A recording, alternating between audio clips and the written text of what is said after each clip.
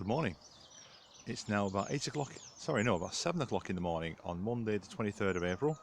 I'm Andy and this is my allotment. Not a lot happening at this time of year. Bits and pieces going on, but nothing really major. But it's just getting ready for that big burst of spring. Anyway, quick whiz around the allotment, very quick video this morning because I'm on the way to work to show you what's going on, what's been done and what needs to be done. Anyway, first of all, in this little bed here we have got some of the sorrel which is coming through. That's the stuff that was left over from last year, has grown through despite my best efforts to dig it out. So I'm going to bring sorrel in my salads, it seems, and very nice it is too. This bed I showed you last week had been dug out, weeded, compost put on top. I've now moved the onions and garlic from inside the shed, the greenhouse rather, out to here. Got garlic in the first 4 rows, 2 rows of onions at the back, and then more onions there ready to go in. In between the rows of garlic I have got carrots with little white tags on. I've got 5 rows of carrots in here, one of each different variety. See how they do. I think I've got Sweet Candle, St Valerie, Nance 5, Autumn King 2 and Royal Chantenay. I've grown Candle before and I've grown Chantenay before successfully. The rest I haven't really, so we shall wait and see. The other thing I did major yesterday was this bed. This one was absolutely full of weeds completely, all been dug out, ready to have the compost put in it now.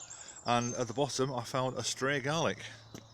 I had garlic in there last year and that one obviously had disappeared by the time I came to harvest. So that's basically where we're up to with that. Got some potatoes chitting in the greenhouse. I'll just go over there and show you those. Hang on a second while I get there. Leeks are doing really well. No sign of any seed heads coming out at the moment, no flower heads, so they're fine. The recent bit of hot sun we've had has affected them. As you can see, all the tips are turning yellowy, orange and brown, the same as the garlic and the onions had showed you before. One bad thing about the hot weather is I was away working for a couple of days last week and the broad beans unfortunately got hammered. I've watered them and they have perked up. They're all flopped over everywhere when I first came into these.